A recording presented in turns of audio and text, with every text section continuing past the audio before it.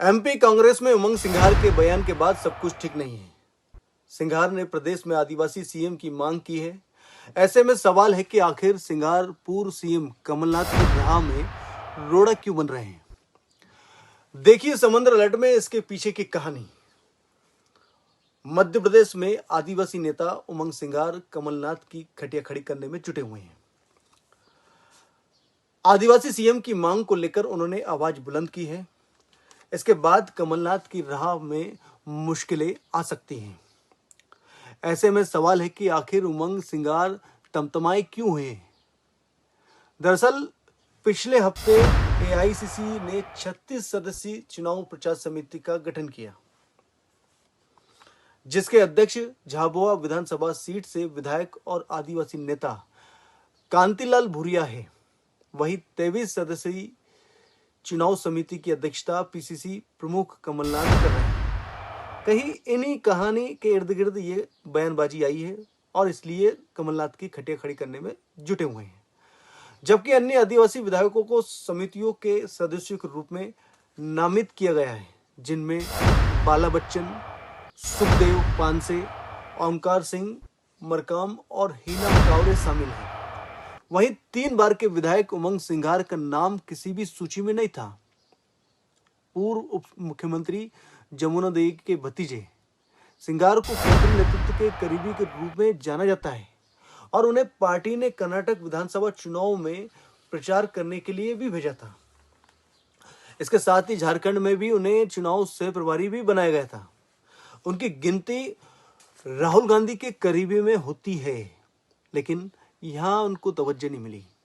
वहीं सिंघार से पूछा गया है कि वहां कांग्रेस की चुनाव समितियों का हिस्सा क्यों नहीं है, तो सिंघार ने कहा कि जो व्यक्ति सीधा है उसे पद की आवश्यकता नहीं है। ऐसा भी कहा उन्होंने। वहां काम करते हैं और खुद को साबित करते हैं। जाहिर है कि सिंघार एआईसीसी की सूची से नाखुश है। सिंघार पूर्व मुख्यमंत्री दिग्विजय सिंह के खिलाफ लगातार लड़ाई लड़ रहे हैं।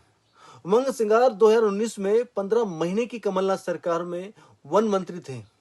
सिंघार ने आरोप लगाया था कि दिग्विजय सिंह पर्दे के पीछे से सरकार चला रहे हैं। उन्होंने सिंह पर अवैध रेत खनन और शराब माफिया के साथ होने का भी आरोप लगाया था। अब दिग्विजय सिंह क्यों नाराज हुए, इसके बारे में आपको बताते हैं। ये जो कारण थे ये मुख्य कारण है। सूत्रों ने कहा था कि नाथ के मुख्यमंत्री के रूप में शपथ लेने के बाद वह प्रदेश कांग्रेस अध्यक्ष का पद छोड़ना चाहते थे। सिंघार पीसीसी प्रमुख के पद के लिए केंद्रीय नेतृत्व के साथ लॉबिंग कर रहे थे और शायद सफल भी हो जाते अगर दिग्विजय सिंह कांतिलाल भूरिया के बेटे डॉक्टर विक्रांत भूरिया को राज्य युवा कांग्रेस अध्यक्ष के रूप में नहीं लेते। कहीं ना कहीं ये नाराजगी यहीं दिखाई देती है।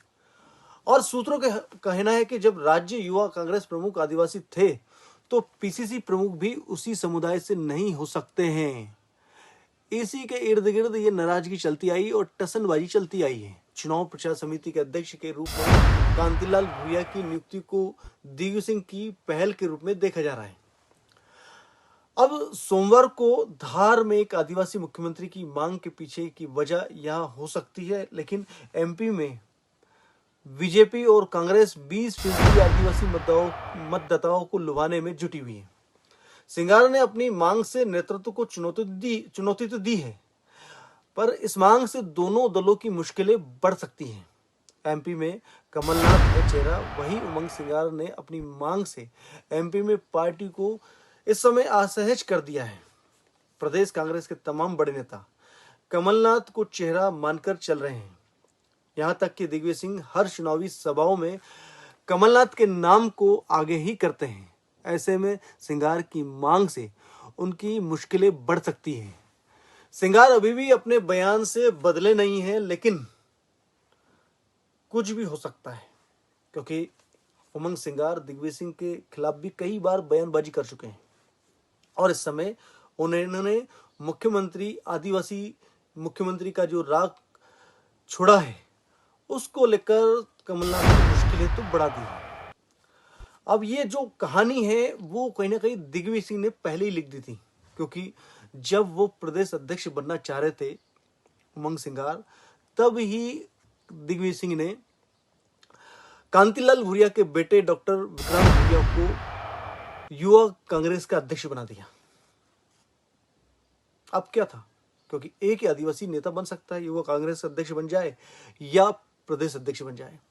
यहां उनका पत्ता कटते ही अब मुख्यमंत्री की दौड़ में कैसे न कैसे शामिल कर सकें, क्योंकि आपको याद है कि ये राहुल गांधी के करीबी माने जाते हैं और इनकी अच्छी पकड़ है और इनको प्रभारी भी बनाया गया है चुनाव में।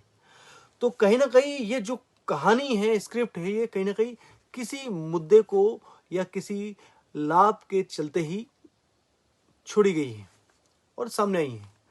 लेकिन कमलनाथ के भरोसे ही इस बार तो चुनाव उनको जीतना होगा। यदि कमलनाथ है तो मेरे हिसाब से सरकार की वापसी हो सकती है। बाकी कहा कुछ नहीं सकता है, क्योंकि यहाँ कांग्रेस में गुटबाजी का बड़ा ही खेल होता है और कब ये खेल पासे में पलट जाए पता नहीं चलता है। आपने कई ऐसे खेल कांग्रेस के देखे होंगे। आज के अलर्ट के लिए फिलहाल इतना ही, फिर मिलेंगे नई अपडेट के साथ। तब तक के लिए दीजिए इजाजत। नमस्कार।